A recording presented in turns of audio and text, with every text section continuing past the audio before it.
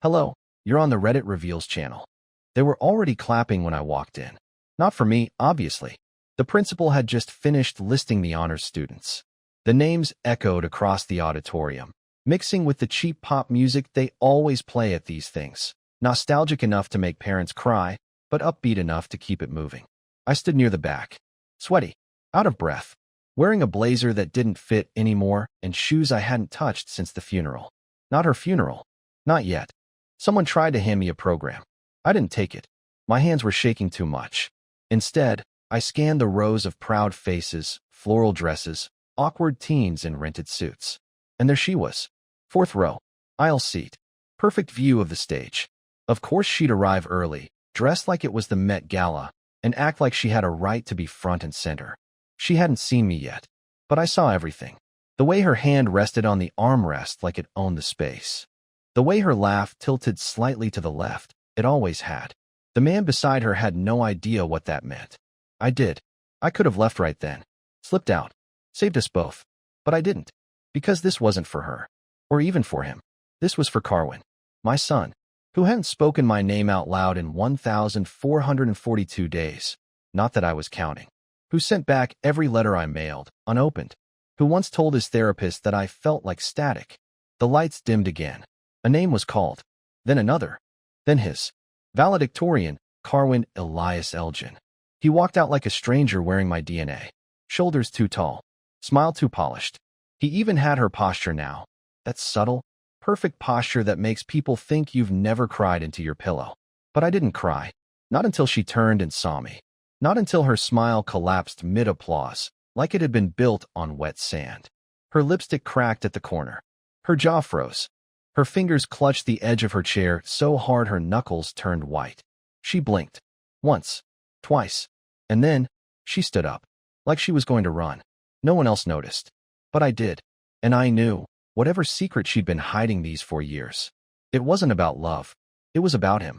The applause drowned out everything for a moment. Even her reaction. It felt surreal watching her face twist like that, like someone had just whispered something vile in her ear. 1 second, she was smiling, clapping politely like every other parent in the room. The next, it was as if her entire body betrayed her, a full-body freeze that only someone who knew her would recognize. But no one else saw it. Not the new boyfriend with his magazine model jawline and 2 clean shirt cuffs. Not the couple beside her, who were too busy filming their daughter with a shaky phone. Only me. I didn't move. I didn't wave. I didn't even blink. I just stared as she dropped back into her seat, like someone had unplugged her from the wall. The ceremony rolled on. Names, tassels, hugs, photos. But I didn't hear any of it. I was locked on her, every fidget, every nervous glance, every time she reached for her phone and didn't unlock it. She wasn't listening to the speeches. She wasn't watching the stage. She kept looking around like she expected me to come closer. But I didn't. I stayed right where I was. Watching. Waiting. And I wasn't even sure what for. Until I saw it. Just after Carwin finished his speech, confident, perfect, rehearsed, she bent forward to adjust her bag under the chair. Something slipped out. I saw it. And I swear I wasn't imagining it. A piece of paper, folded tightly, the kind people use when they're too afraid to send a text. She snatched it up fast, too fast, looked at it, didn't open it, then slid it inside her coat pocket and zipped it closed. That was the moment I knew. She wasn't just shocked to see me. She was scared I'd find out something she was already trying to hide. I left my spot at the back. My legs felt like they belonged to someone else as I walked down the side of the auditorium, careful not to draw attention. I didn't want a scene. I just wanted to see the seat she'd sat in. When the last graduate was called and the crowd began to stand, I made my move. I slipped behind the row, slid past the people leaving for cupcakes and cheap soda, and bent down beside her chair. There was nothing under it now, just a single red flower petal from someone's corsage. But I noticed something odd. The seat number was circled in black ink. Not printed. Drawn. Deliberate. Who circles a chair number? I stood there a second too long. When I looked up, Mireille was already turning toward me. Her eyes widened like she'd seen a ghost walk out of the fire. "Why are you here?" she asked. Not whispered. Not shouted. Just asked. I looked her in the eye for the first time in 4 years. Her makeup was perfect, but I could see it now, a crack near the left eye where the concealer had settled. She looked tired. Panicked. And for the first time, uncertain. I saw the email, I replied. Thought I'd see our son graduate. Is that a crime? She didn't answer. Just pressed her lips together and glanced at the man beside her. The boyfriend, I assumed, who was busy shaking hands and laughing with some dad in a suit. You shouldn't have come, she whispered finally. You really shouldn't have. I know, I said. But you look like someone who's more afraid of what I might see than what I might say. She didn't deny it. Instead, she reached into her coat, pulled out the note, still unopened, and looked down at it like it was ticking. She didn't hand it to me. She just held it, her hand trembling. And then she said something that made my blood run cold. It's not for me. I didn't reach for the note. Honestly, I didn't want to touch it. Not yet. There was something about the way she held it. Not like it was a message, but a threat. A live wire wrapped in paper. Her fingers were stiff, her posture too still, like moving even a little would cause the truth to explode all over the gymnasium floor. Around us, people were clapping again, taking pictures, heading toward the punch tables and cupcake towers with the kind of carefree joy that felt completely foreign to what was happening just a few feet away. She looked down at it again. It was under my seat when I arrived. I thought it was from you. Her voice dropped lower. But it's not your handwriting. I didn't even know she remembered what my handwriting looked like. I certainly remembered hers. Her cursive was always too neat, like a machine had written it, too perfect to be real. Mine was more uneven, with a slant that always leaned left, like my letters were trying to hide from the light. I had written her dozens of letters after she left, most of them torn in half and thrown away before I reached the mailbox. But I said nothing. She opened the note slowly, unfolding it like she was peeling back something ancient. She didn't offer to let me read it, but I saw enough as the paper widened, a single sentence, written in thick black marker. Not pen, not typed. Thick, rushed, no signature. Does he know? That was it. No greeting, no punctuation, no clue who he was. She stared at it like the sentence might rearrange itself if she just blinked enough. Then, almost as if she forgot I was there, she whispered, I thought this was over. All of it. I buried this. That word, buried, hit me in a strange way. It wasn't just dramatic language. She meant it. I could feel it.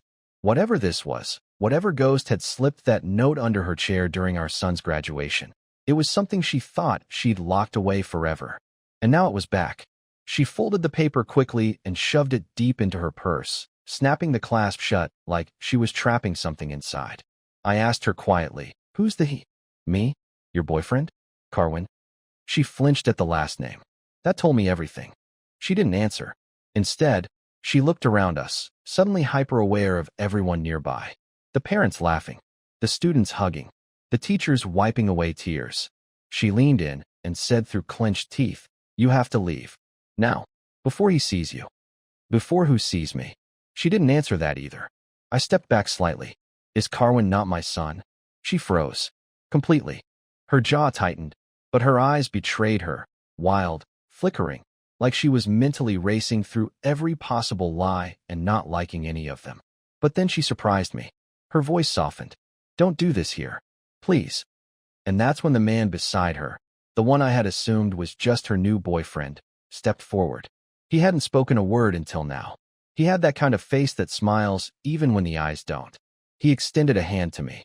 Hi, he said, like this was the start of a polite cocktail party. I'm Felix. I didn't shake his hand. I couldn't, because I knew that name. Felix was her older brother's name, her brother who had died 10 years ago. So why was this man pretending to be him? I stared at him like my brain was buffering. Felix. He said it so casually, like it was the most normal thing in the world to resurrect a name that hadn't been spoken out loud since the coroner's call. It wasn't just some random name. Felix was Mireille's older brother, the one who'd vanished in 15, whose body they found at the bottom of a lake 6 months later. An apparent suicide, that's what they called it. He was only 32. No note, no warning, just gone. And now here stood a man, smiling in the fading gym light, claiming to be Felix, holding out his hand like we were about to do small talk about weather and mortgage rates. Mireille stepped in fast. Not now, she whispered harshly, almost hissing. Her eyes cut sideways at me, then back to Felix, if that was even his name. He dropped his hand slowly, his grin never leaving, but something behind his eyes shifted. like he had been warned this might happen. I looked at her. Is this a joke? Some twisted test? She ignored me and turned to him. Go get the car. Please. I'll meet you out back in 5. Felix, or the man using his face and name, nodded and walked off without another word. His gait was too smooth, too calculated. He didn't limp. Real Felix had shattered his ankle cliff diving in college. I remember the cast, the rehab, the story he told at every Thanksgiving. So this wasn't him. Couldn't be. Unless the dead could heal themselves in fake identities. When he was out of earshot, Mireille finally spoke. I didn't want you to find out like this. Find out what, Mireille? That you've replaced your boyfriend with a man wearing your dead brother's face? She winced. He's not wearing anything. That is Felix. I stepped back like she'd hit me. You can't seriously expect me to believe that. But she just looked at me, exhausted, like belief was something she stopped chasing a long time ago. I know what it sounds like. I know how insane this all feels. But I swear to you, he didn't die. He disappeared. Because he had to. I was speechless. The only thing I could manage to say was, why? And for the first time since the ceremony began, she looked directly into my eyes. No flinching. No fear. Just raw truth, cracked open like a wound. Because he found out something about my father. That threw me. Her father, Dr. Emmerich Sorrell, was a retired chemist. A man who collected clocks and went to bed by 9. The kind of guy who brought fruitcake to Christmas and bragged about vinyl records like they were rare fossils. Harmless. Forgettable. Until this moment, I hadn't thought about him in years. What are you talking about? I asked, my voice lower now, more brittle. He wasn't who we thought he was, she whispered. And Felix got close to something he wasn't supposed to. It got him blacklisted, then hunted, and eventually erased. She was trembling now. Not dramatic, tearful trembling. Just the subtle kind. The kind your body does when it's been keeping secrets so long it doesn't remember how to rest. And now he's back. I said, just like that? No explanation? No warning? He just walks into your life again and pretends nothing happened? She looked past me, scanning the hallway. It's not about me. It's about Carwin. I swallowed hard. Is he in danger? She nodded, then added something that chilled me to the bone. And so are you. I didn't know what scared me more, the fact that she said it, or the fact that, deep down, I already believed her. We didn't leave through the main doors. Mireille took me through the side hallway behind the music room, where the fluorescent lights buzzed above us like angry bees. She walked fast, clutching her bag like it held something heavier than just makeup and receipts. I followed silently, trying not to breathe too loud, not because I was afraid of being caught, but because, for the first time in years, I didn't want to disturb her. She wasn't my ex-wife in that moment. She wasn't even the woman who abandoned me. She was something else entirely. She was scared and hiding something that was growing teeth. When we stepped into the parking lot behind the auditorium, I expected to see Felix waiting beside a car. But there was no one there. Just rows of vehicles, lit by amber floodlights and the faint flicker of moths colliding with glass. He's already gone, she said. He'll meet us later. Meet us where? She opened the passenger door of an old gray sedan. Somewhere public. You'll understand why. I hesitated. You want me to get in the car with you? After 4 years of silence and one cryptic death resurrection? She looked at me like she didn't have the patience to explain it twice. Yes, I wouldn't ask if it weren't serious. I got in. The interior smelled like spearmint and stress. I stared out the window while she drove, her hands tied on the wheel. The silence between us wasn't peaceful. It was tense, thick, like the air before a thunderstorm. I didn't speak until we were 2 blocks away. What happened to your father? I asked. She let out a breath that sounded like it had been trapped in her lungs for years. He was involved with something, she said slowly.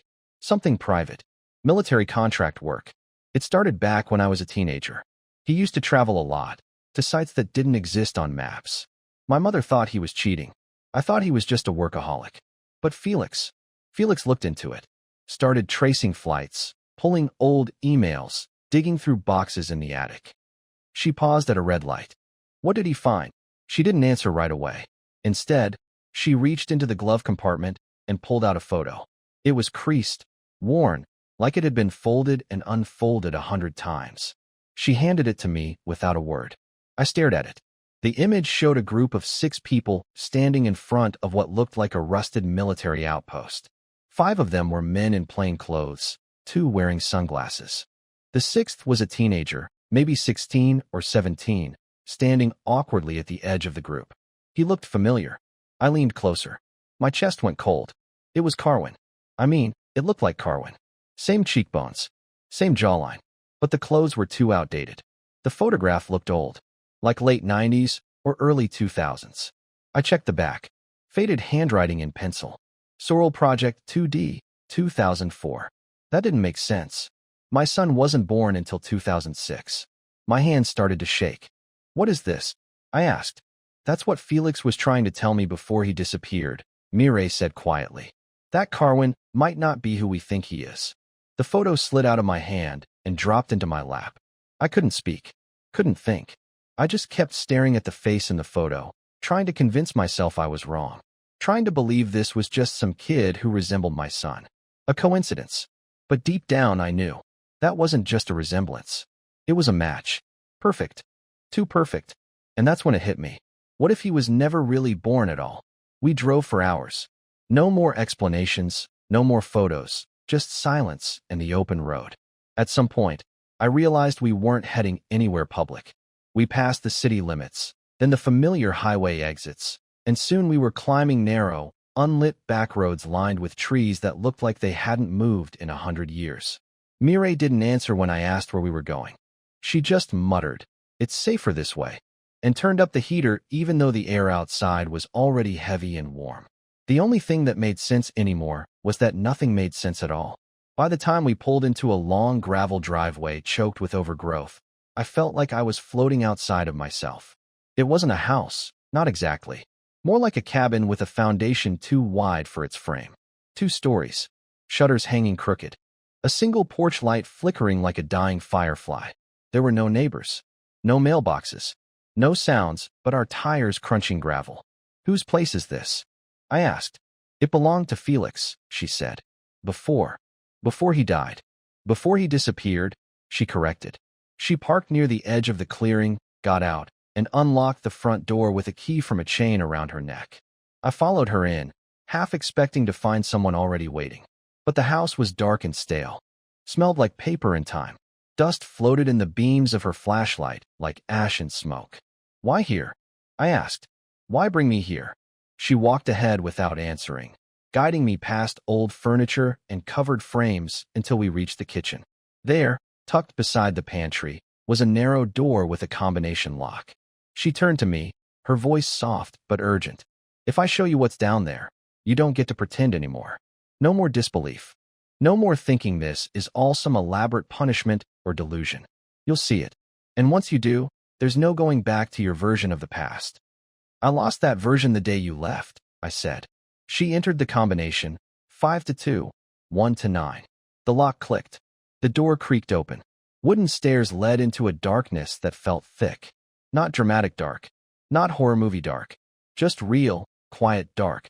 The kind that held its breath until you stepped inside. We descended slowly, the wood groaning under our weight. At the bottom was a wide room, lined with shelves filled with old VHS tapes, labeled folders, and cassette recorders. A humming mini-fridge in the corner gave off the only light. Next to it stood a desk covered in documents.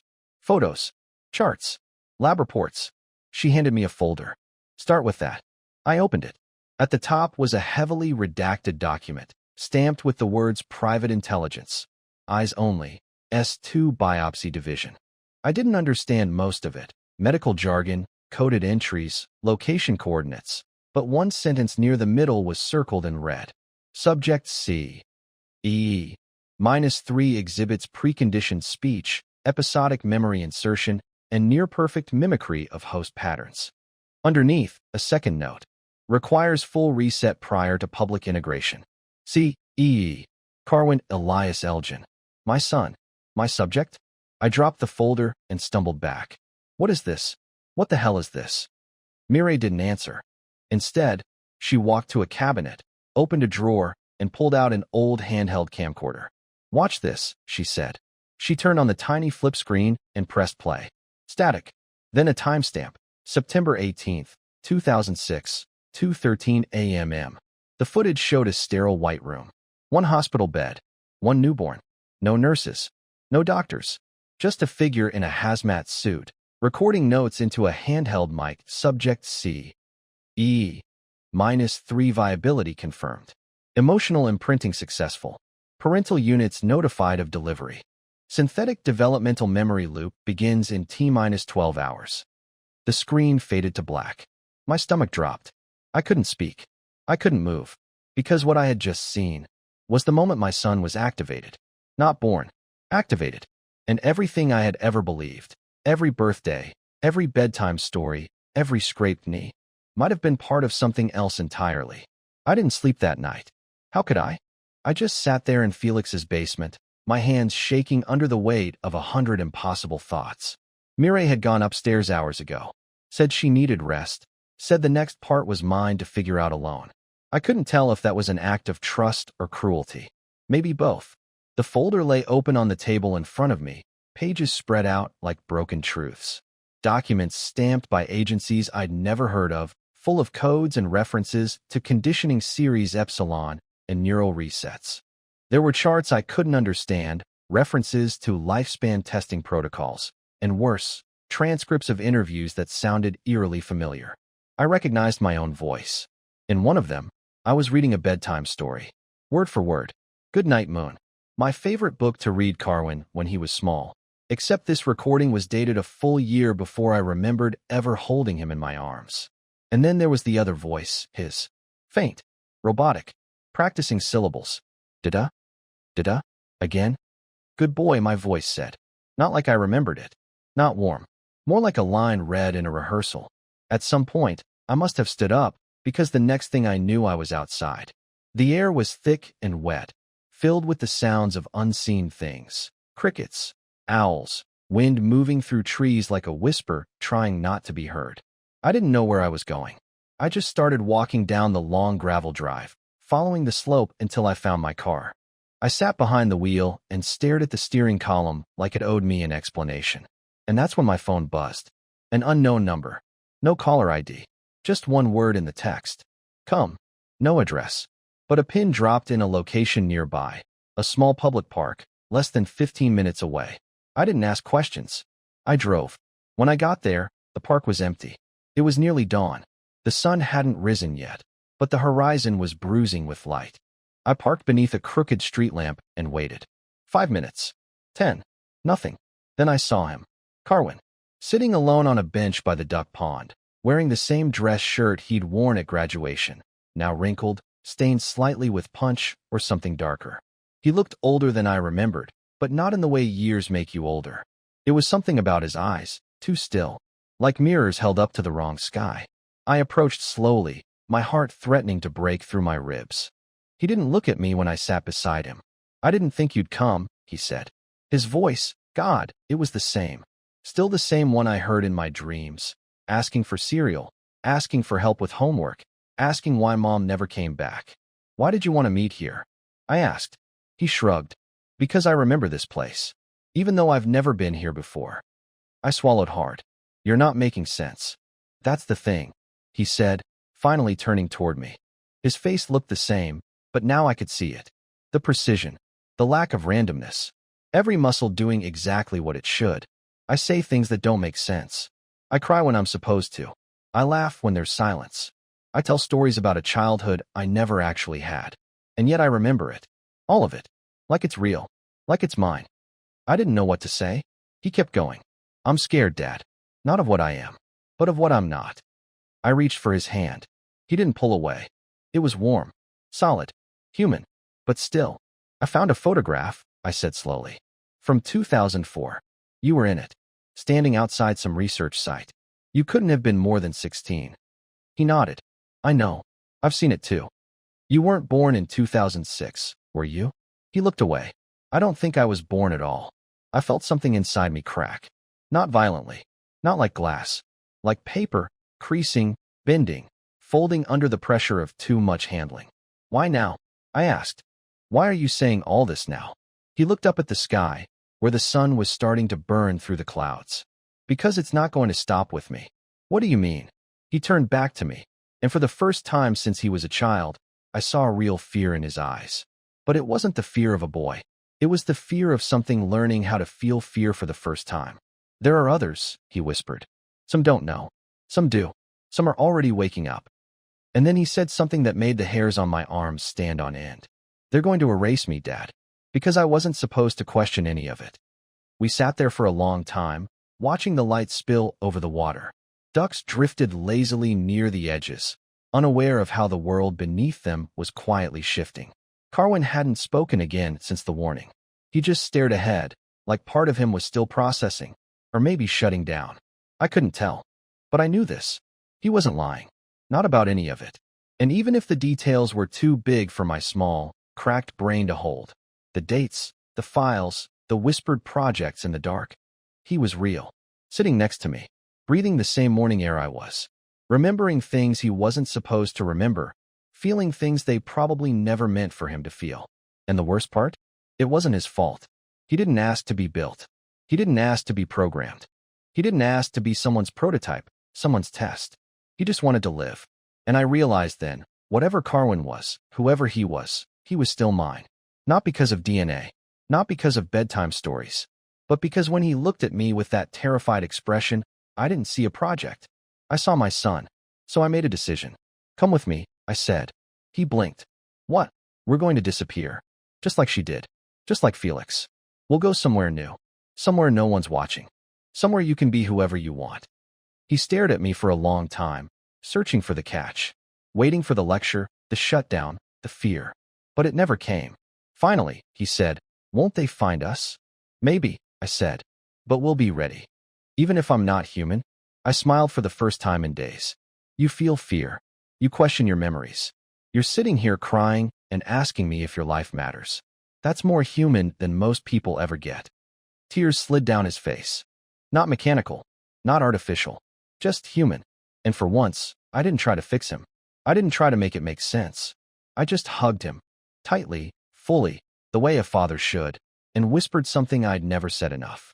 I love you, no matter what you are. We left town that afternoon. Mireille stayed behind, said it was better that way.